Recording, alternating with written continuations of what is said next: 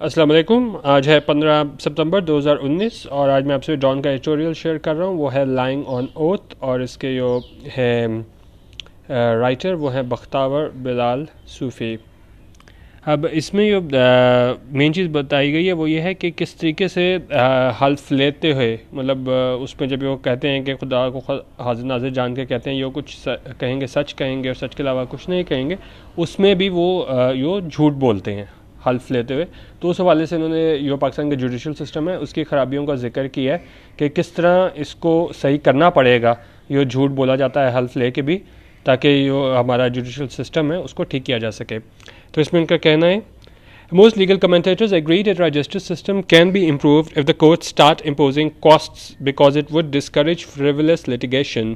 अब जितने भी इस पे कानूनी इसमें राय देते हैं हमारे जितने भी कमेंटेटर्स हैं, लीगल कमेंटेटर्स, वो इस बात पे मुख्तलिफ हैं कि हमारा जस्टिस सिस्टम जो है वो इम्प्रूव हो जाएगा if the court start imposing cost, यानी कॉस्ट से मुराद यहाँ पे जुर्माना है कि अगर वो कॉस्ट लगाना शुरू कर दें, because it would discourage frivolous litigation. क्योंकि आजकल तो ऐसा होता है कि लोगों को पता भी होता है कोई सब्सटेंस नहीं है लिटिगेशन में, फिर भी वो उसमें चले जाते हैं क्योंकि उनको पता होता है कौन सा इसमें जुर्माना होना है। नहीं भी उनके पास कोई सब्सटेंस होता केस में तो वो केस फाइल कर देते हैं।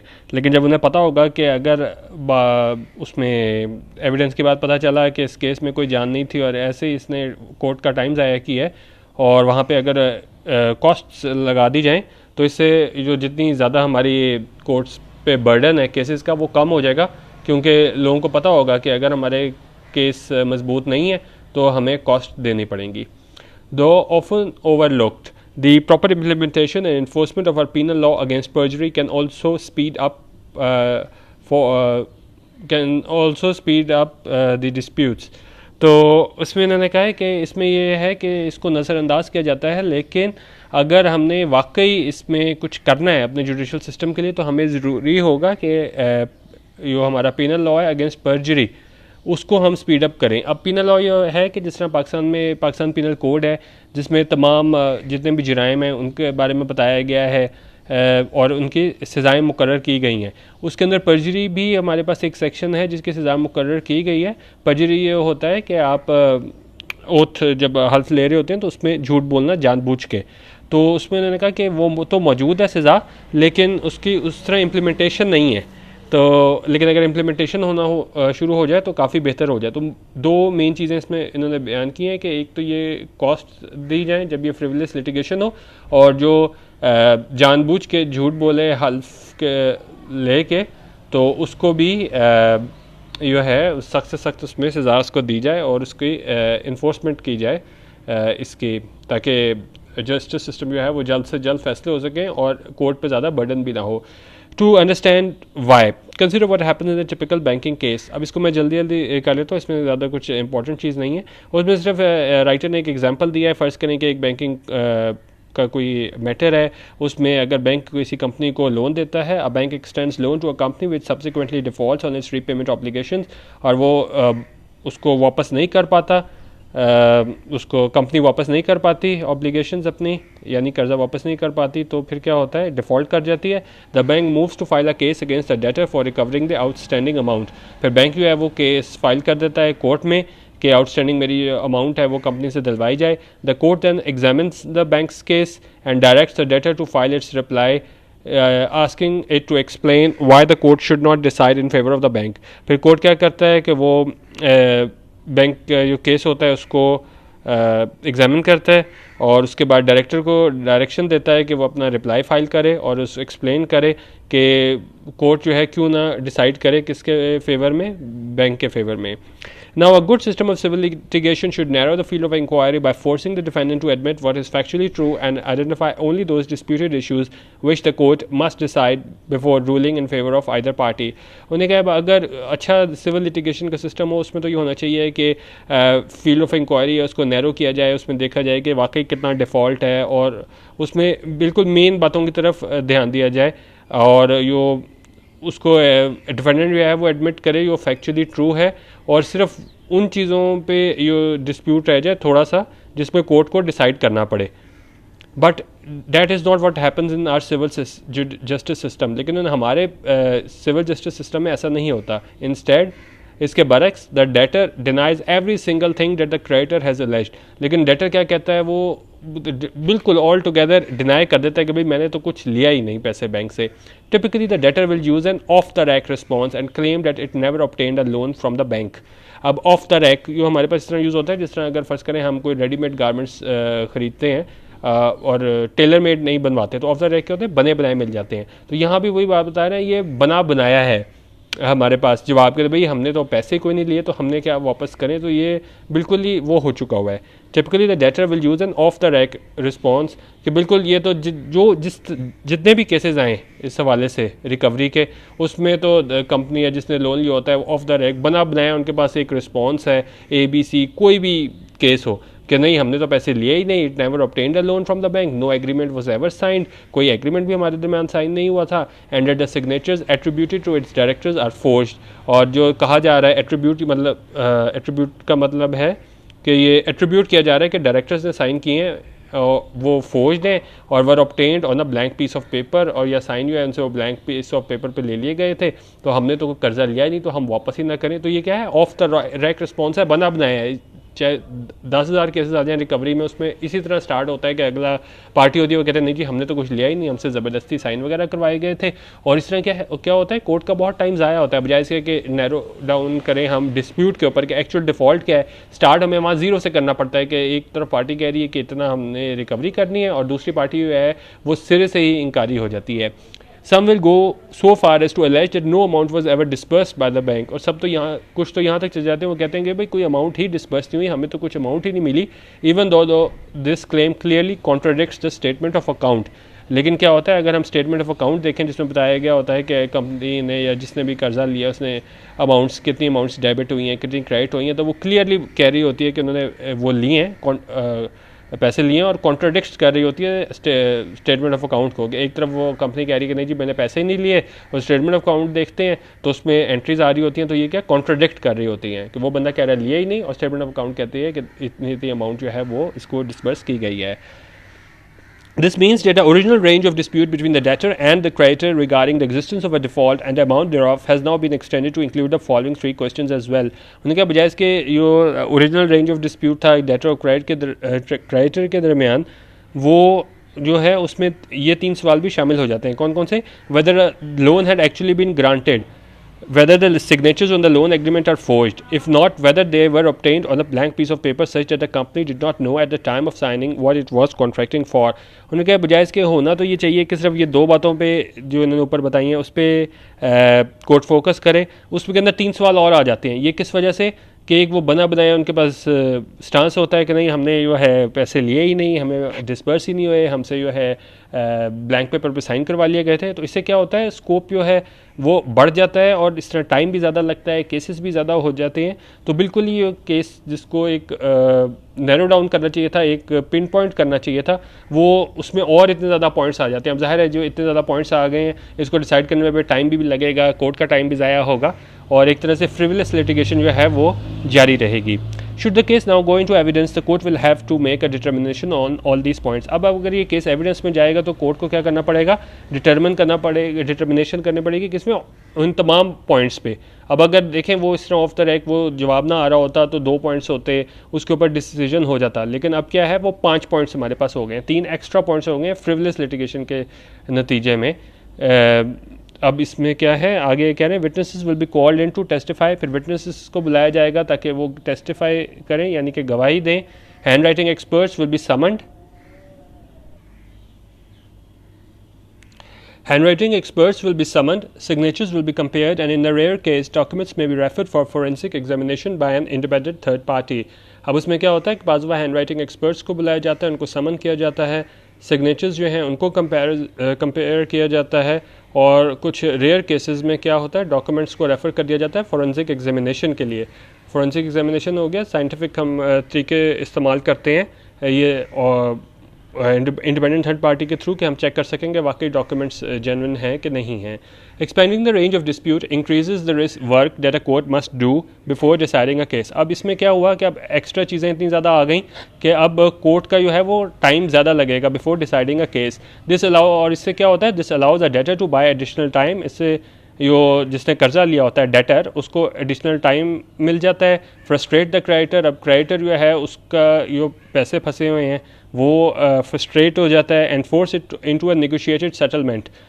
फिर वो उसको मजबूर हो जाता है नेगोशिएटेड सेटलमेंट के लिए at a fraction of the amount that is outstanding. जब वो देखता है कि भाई ये केस बहुत लंबा चला जाएगा तो वो सेटलमेंट कर लेता है उससे बहुत थोड़ी अमाउंट पे जो वाकई उसका बनता होता है. तो ये तमाम सारी बातें इसलिए हो रही हैं कि हमारा जुडिशल सिस्टम ऐसा है कि उस बंदे ने आके स्ट्रेट अवे इनकार किया, बजाय इसके कि वो बात सिर्फ उस पर होती कि कितनी अमाउंट दे दी, कितनी अमाउंट रहती है, वो सिरे से इसने इनकार किया. तो उसकी वजह से क्या हुआ, और हमारे पास क्वेश्चन ऑफ फैक्ट्स आ गए तो और उसको डिसाइड करने में कोर्ट का मज़ीद टाइम लगा. A neutral observer may wonder how is it possible for the debtor to deny the existence of a legal relationship with its bank when a computerized statement of account clearly shows that money has moved into and out of the bank account. उन्होंने कहा neutral observer मतलब अगर ये जो party dispute है ये ना भी हो, कोई तीसरा बंदा भी वो देखेगा ये भाई कैसे पॉसिबल है to deny the existence of legal relationship. उसने आके ये कह दिया कि नहीं भी मैंने तो पैसे लिए ही नहीं सिरे से with its bank when a computerise statement of account. जब ये कंप्यूटराइज स्टेटमेंट ऑफ अकाउंट ये साबित कर रही है कि जो मनी है has moved into and out of the bank account, के बैंक अकाउंट में पैसे आए भी हैं और गए भी हैं. लेकिन ये इसी वजह से है कि हमारा जो लीगल सिस्टम है उसकी कमज़ोरी है. Well that is because there is no credible threat of punishment for lying on oath. क्योंकि इसमें ओथ पे झूठ बोलने पे कोई सज़ा नहीं है. ये इस वजह से होता है. वो आते साथ ही बंदा कहता है नहीं जी मैंने तो पैसे लिए ही नहीं है ओथ पे, क्योंकि उसे पता होता है कि बाद में ये साबित भी हो गया कि पैसे लिए हैं, क्योंकि ज़ाहिर स्टेटमेंट ऑफ अकाउंट साबित कर देगी कि पैसे लिए हैं. लेकिन उसे कोई डर नहीं होता क्योंकि उस तरह हमारे पास पनिशमेंट नहीं है ओथ पे झूठ बोलने की. Parties to civil litigation know that they can get away with just about anything. Get away with का मतलब होता है एस्केप पनिशमेंट, कि जो उनको पता होता है कि हम जो मर्ज़ी बोल दें हमें सज़ा तो होगी नहीं. Just about any thing they might right in their pleadings. अपनी उसमें जो मर्ज़ी लिख दें कि हमने पैसे नहीं लिए, हमसे ज़बरदस्ती साइन करा लिया. वो जो मर्ज़ी हम लिख दें हमें तो बाद में कुछ कोई पकड़ ही नहीं सकता. Because don't ever see any one being punish for पर्जरी. क्यों? क्योंकि वो जब देखते हैं कि भाई किसी को पर्जरी पे झूठ बोलने पे कोई सज़ा नहीं मिल रही ओथ ले के भी, तो फिर वो है उनको किसी चीज़ का डर नहीं रहता. There is no downside. इसमें उनको कोई नेगेटिव चीज़ नज़र नहीं आती कि जो मर्ज़ी प्लीडिंग्स में उठा के आप लिख दें. कि बड़ी दफ़ा तो ऐसे होता है कि वकील पूछता भी नहीं है उससे कि भाई क्या करूं, वो स्ट्रेट अवे डिनाई करता है हर चीज़ को कि नहीं जी हमने पैसे लिए ही नहीं, किया ही नहीं. तो क्योंकि उसको पता होता है ना उसको कोई प्रॉब्लम होगी इस इतने झूठ से और ना इसके क्लाइंट को होगा, बल्कि उल्टा क्लाइंट को टाइम मिल जाएगा क्योंकि कोर्ट को टाइम ज़्यादा लगना है इतने ज़्यादा क्वेश्चन ऑफ फैक्ट और लॉ को डिसाइड करने में. तो उससे क्लाइंट का फ़ायदा हो जाएगा. तो और उनको पता होता है कि सज़ा तो कोई पर्जरी की मिलनी नहीं है. तो वो इस तरीके से होता है. अगर ये ऐसा ना हो, हमारा जुडिशल सिस्टम मजबूत हो, तो इतनी देर ही ना लगे.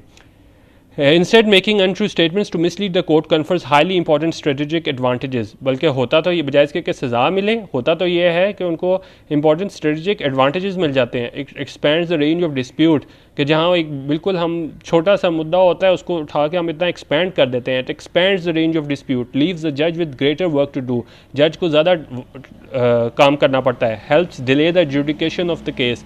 डिसीजन के इंतज़ार में डिले हो जाता है. And thereby frustrates the counter party. और दूसरी पार्टी होती है वो फ्रस्ट्रेट हो जाती है कि भाई ये तो छोटा सा मैटर था और देखो बात कहाँ से कहाँ चले गई. Unless these advantages are offset by corresponding threat of punishment that is credible.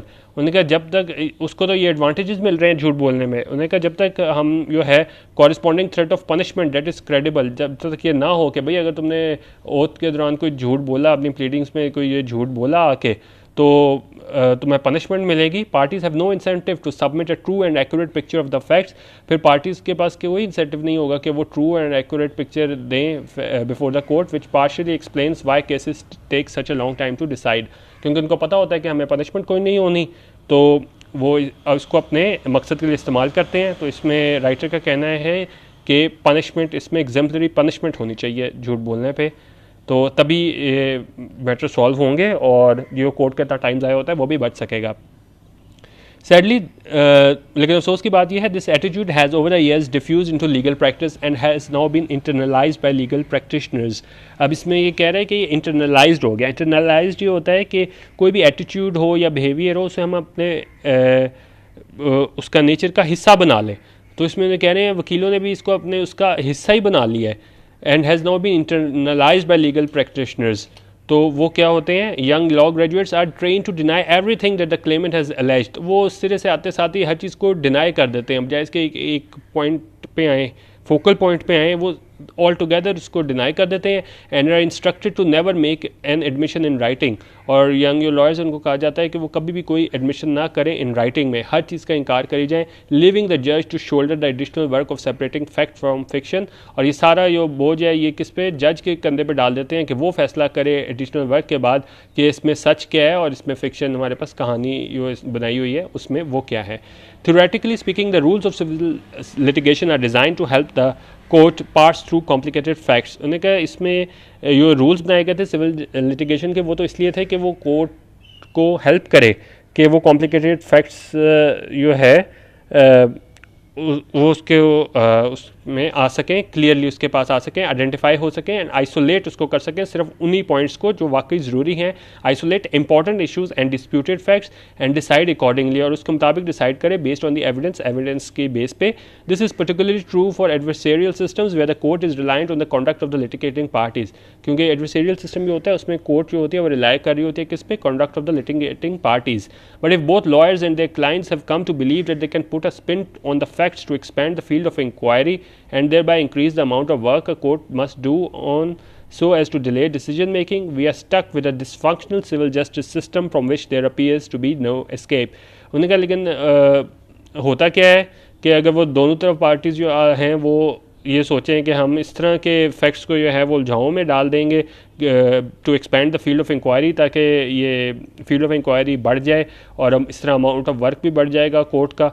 और तो उन्होंने कहा अगर ये सब कुछ होना है तो we are stuck with a dysfunctional civil justice system. तो हमारे पास ये सिस्टम है वो बिल्कुल ही डिसफंक्शनल है, यानी प्रॉपर काम नहीं कर रहा, from which there appears to be no escape sorry from which there appears to be no escape। Maybe it's time to change that by punishing those who commit perjury। उन्होंने कहा इस सारी चीज़ों का हल ये है कि हम उन्हें पनिश करें जो ओथ पे आके अपने हल्फ लेते हैं और उसके बाद झूठ बोलते हैं। तो ये एक हमारे पास आज का एडिटोरियल था जिसमें बताया गया था कि जो झूठ बोले ओथ हल्फ के दौरान तो उसको सख्त से सख्त सज़ा दी जाए। वीडियो देखने का बहुत शुक्रिया, अल्लाह हाफिज़। और ये मैंने एक नई चीज़ जो बनाई है इस तरह ये हाईलाइट करके इस बारे में बताइएगा ये बेहतर है या जिस तरह मैं न्यूज़पेपर से आपको पढ़ाता था वो बेहतर है। वीडियो देखने का बहुत शुक्रिया, अल्लाह हाफिज़।